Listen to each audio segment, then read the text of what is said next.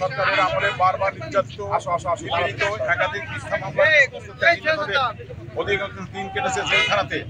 বাংলাদেশ জাতীয়তাবাদী দলকে ভালোবেসে মৃত্যুর পরোয়া না করে আজকের ত্যাগী নেতারা জেল জুলুম নির্যাতন মেনে নিয়েছে।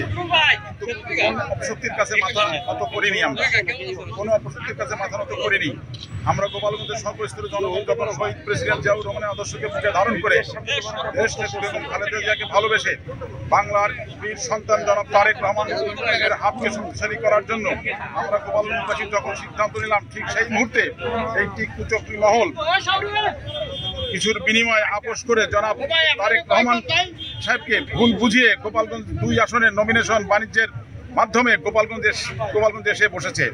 আমরা তীব্র নিন্দা জানাই। বিগত 17 বছর যার চেহারা আমরা কোনোদিন দেখি নাই, যার নাম গোপালগঞ্জবাসী জানে না, যার নামে কোনো মামলা হয় নাই, কোনো হামলা জুলুমের শিকার হয় নাই, এই ধরনের অতিথি পাখি উড়ে এসে জুড়ে বসবে তা গোপালগঞ্জের বাসী মেনে নেবে না। অতএব জনাব তারেক রহমান সাহেবকে গোপালগঞ্জের সর্বস্তরের মানুষ এই র্যালির মাধ্যমে একটা মেসেজ দিতে চায়, যে তা হলো KM বাবরের নমিনেশন স্থগিত করে বাকি যে 5 জন ত্যাগী নেতা আছে তাদের যে কাউকে নমিনেশন দিলে গোপালগঞ্জের সর্বস্তরের মানুষ ধানের শীষের পক্ষে বিজয় ছিনিয়ে এনে নতুন একটি ইতিহাস রচনা করবে ইনশাআল্লাহ। সম্ভাব্য 237 জনের যে মনোনয়ন তালিকা প্রকাশ করেছে, যেটা চূড়ান্ত নয়, বলেছেন যে এখানে কিছু পরিবর্তন সংযোজন বিয়োজন আসবে।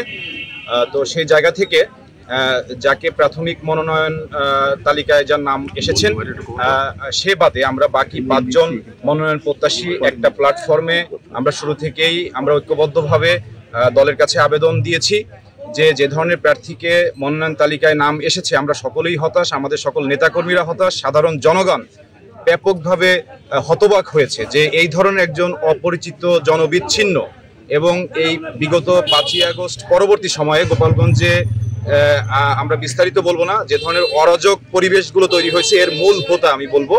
এবং এর পূর্বে যদি যাই, তার যে রাজনৈতিক ব্যাকগ্রাউন্ড, একটা মামলা তার নামে নেই, কোনো রাজনৈতিক কোনো হয়রানির সে শিকার হয়েছে বলে কোনো রেকর্ড নেই। 22 সালে তিনি গোপালগঞ্জে এসেছেন। আর আমরা আমাদের জন্মের পর থেকে বোঝার পর থেকে এই গোপালগঞ্জ শহরের বিভিন্ন শ্রেণী পেশার মানুষের নেতৃত্ব আমরা দিয়ে আসতেছি। আমরা ঢাকা শহরে বিগত যে 18 বছর যে আন্দোলন সংগ্রাম, ফ্যাসিবাদ বিরোধী আন্দোলন সংগ্রাম, প্রত্যেকটা আন্দোলনের রাজপথে সম্মুখ সমর থেকে নেতৃত্ব দিয়েছি। আমি 3বার ছাত্রলীগ আওয়ামী লীগের দ্বারা নির্মম নির্যাতনের শিকার হয়েছি। আমার পা থেকে মাথা পর্যন্ত ক্ষত বিক্ষত হয়েছে ঢাকা বিশ্ববিদ্যালয় ক্যাম্পাসে, বারবার ঢাকার রাজপথে। এবং আমি 6টি মামলার আসামি হয়েছি।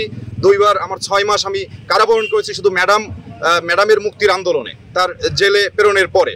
তো এই ধরনের প্রেক্ষাপটে আমি একজন ছাত্র নেতা হিসেবে আমাকে এখনই পার্টি সিলেক্ট করুক, এটা আমার একেবারেই যে আমি মনে করে যাচ্ছি বিষয় এরকম না। তবে আমার থেকে কিন্তু এই যে বাকি আরো যে 4 জন মুরব্বী আছে, এনাদের মধ্যে MS খান মঞ্জু ভাই, সিরাজুল ইসলাম সিরাজ ভাই, বিশেষ করে মঞ্জু ভাইয়ের কথা, ওনাদের যে রাজনৈতিক অবদান আছে গোপালগঞ্জে, ওনার যে ধরনের জনসম্পৃক্ততা আছে, সিরাজ ভাইয়েরও মোটামুটি কাছাকাছি হবে। তো এনাদের মধ্যে থেকে যদি বিবেচনা করতো তাহলে কিন্তু আমরা দল উপকৃত হতো। এখানে ধানের শীষের বিজয় নিশ্চিত করা যেত। তো আমি দলের কাছে আমাকে নিজেকে স্যাক্রিফাইস করে হইলেও আমি দাবি করব যে আমাদের সময় আছে লাইফে, আমাদের পরে বিবেচনা করবেন, কিন্তু এখানে যাতে বিএনপির বেসমেন্টটা তৈরি করা যায়, এখানে যাতে ধানের শীষের এই আওয়ামী দুর্গ ভেঙে ধানের শীষের বিজয় একবারের জন্য হলেও এখানে আনা যায়, সেজন্য এই ধরনের প্রার্থীদের বিবেচনা করা হোক। যাকে নমিনেশন দেওয়া হয়েছে সাময়িকভাবে, সে গোপালগঞ্জে আন্দোলনের সংগ্রামে কখনো ছিল না। গোপালগঞ্জের রাজনৈতিক ইতিহাসে তার কোনো ভূমিকা নেই।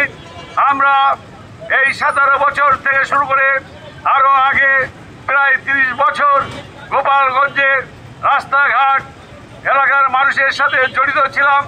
আওয়ামী লীগের ফ্যাসিস্ট আমলে আমরা নির্যাতিত হয়েছে, বাড়িঘর ভেঙেছে, মৃত্যুর মুখে সম্মুখীন হয়েছে। আমাদের রক্ত দিয়ে গোপালগঞ্জে বিএনপি গঠিত হয়েছে, আমাদের রক্তের উপরে বিএনপি দাঁড়িয়ে আছে। আমরা অনেক ত্যাগ স্বীকার করেছি।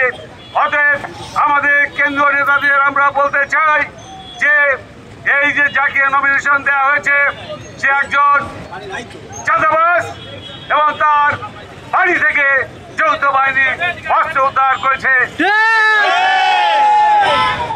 এই ধরনের ক্যান্ডিডেটকে গোপালগঞ্জের মানুষ পছন্দ করে না, আমরাও করি না।